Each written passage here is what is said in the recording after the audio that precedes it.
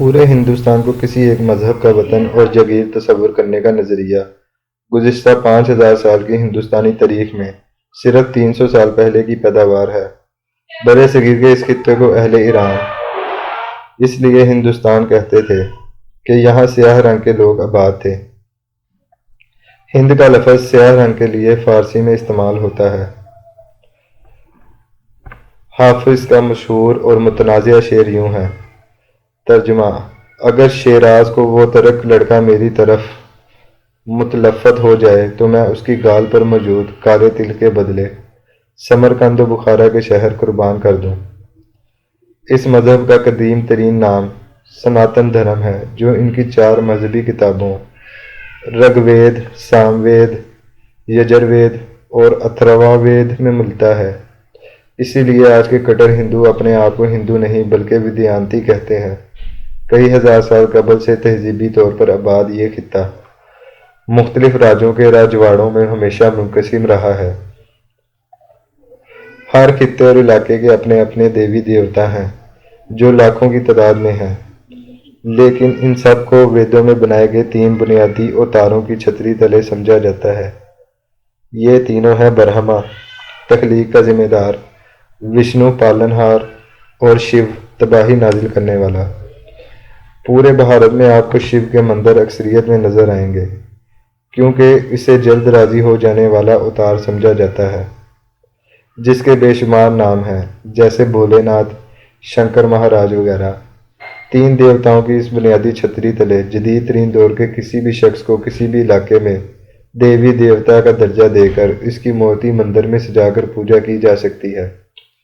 جدید بھارت میں جو سب سے بڑا مندر تعمیر کیا گیا ہے وہ اکشردھام دھام مندر ہے، جو دلی میں جمنا کے کنارے واقع ہے۔ ہندو اسے جدید تاج محل کہتے ہیں۔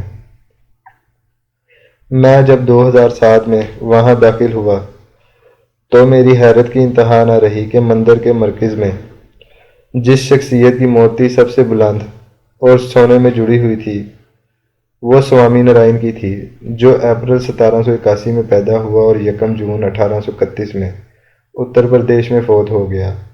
لیکن اس کے بارے میں یہ تصور عام ہو گیا تھا کہ اس سوامی کو بھگوان نے ایسی شکتی عطا کی تھی کہ اس کے توسط اور وسیلے سے ایشور تک پہنچا جا سکتا ہے، مرادیں پوری کروائی جا سکتی تھیں۔ اس بات سے اندازہ ہوتا ہے کہ ہندو مذہب نے شروع دن سے ہی اپنے لیے ایک وسیع گنجائش رکھی ہے کہ بڑے بنیادی اوتاروں کے زیر سایہ آج جس کسی کو بھی اپنے لیے نجات دہندہ اور مرادیں پوری کرنے والے سمجھتے ہیں، اس کا بت مندر میں نصب کریں اور اس کی مورتی پوجا کر کے مرادیں مانگیں۔ اسی تصور کے تحت ہندوستان میں جو کوئی بھی یہاں کے ذات پات میں الجھے ہوئے معاشرے کی اصلاح کرنے کے لیے ایک مسئلہ کی صورت اٹھا، انہوں نے اسے اوتار کا درجہ دیا اور اس کا بت کسی مندر میں سجا کر اس کی پوجا شروع کر دی۔ 3 بڑے علاقائی مذہب ہندوستان سے ابھرے: جین مت، جو قتل و غارت اور ناہنسا کے خلاف ابھرنے والا بہت مقبول مذہب تھا۔ اس کی تعلیمات میں گوشت، انڈے تک کھانا بھی حرام تھا۔ ہندوؤں نے اس مذہب کے بانی مہاویر کو وشنو کے اوتار کا درجہ دیا اور اس کی تعلیمات پر خود بھی عمل کر کے گوشت، مچھلی، انڈے وغیرہ ترک کرنے کو اعلیٰ روحانی مقام کے حصول کا ذریعہ قرار دے دیا۔ اس کی توجیہ یہ نکالی کہ مہاویر دراصل وشنو سے متاثر تھا، کیونکہ وشنو ماس مچھی نہیں کھاتا تھا۔ یہی سلوک گوتم بدھ کے ساتھ کیا گیا، اور گرو نانک تو ابھی کل کی بات ہے کہ اس کی تصویریں اٹھا کر مندروں میں رکھی گئیں۔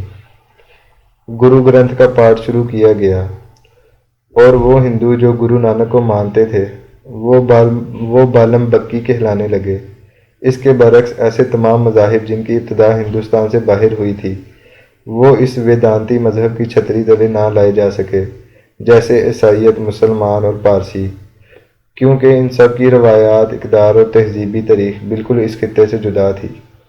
اسلام تو اس لیے بھی ان سے بالکل الگ تھلگ رہا کیونکہ اس میں ہندو مت والی وہ رنگینی، دیوی دیوتاؤں کی دیو مالا اور رنگ و موسیقی کی چاشنی موجود نہ تھی۔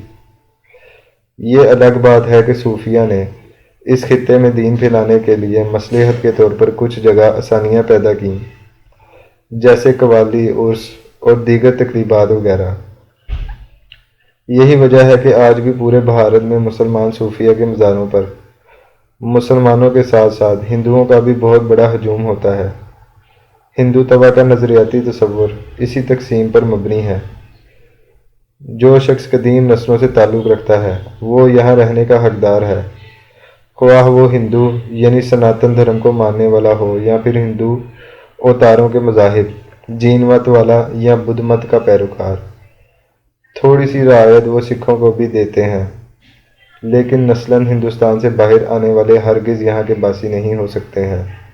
یہ دنیا کا واحد مذہبی تعصب ہے کہ اگر آپ ان کا مذہب قبول بھی کر لیں پھر بھی آپ قابل قبول نہیں ہیں، کیونکہ آپ یہاں کے نسلی باشندے نہیں۔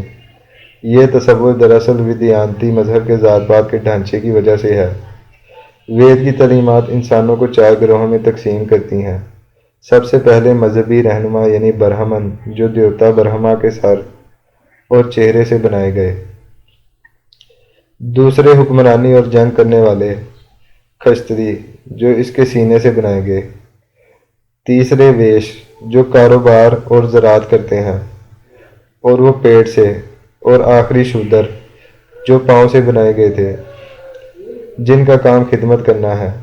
ان چاروں اہم ذاتوں سے جو لوگ وقت کے ساتھ ساتھ نکالے گئے، ایسے گروہوں کی حیثیت معاشرے میں شودروں سے بھی بدتر قرار دے دی گئی تھی۔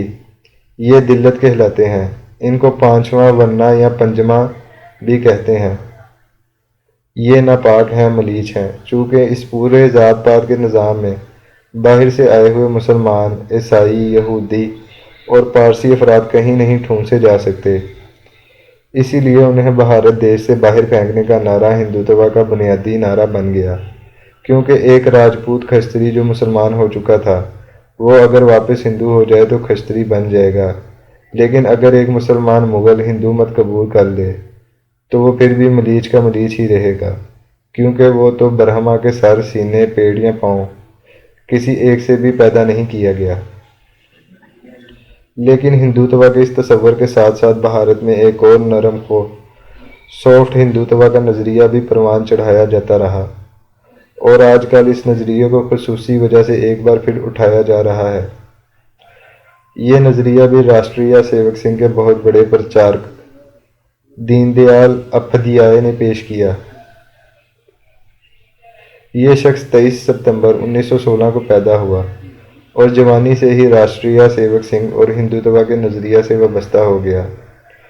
اس نے RSS کا نظریاتی مینیفیسٹو جن سنگھ تحریر کیا اور یہ 1940 سے مسلسل ایک رسالہ بھی نکالتا رہا جس کا نام راشٹرا دھرما تھا، جو ہندو نیشنلزم کا علمبردار تھا۔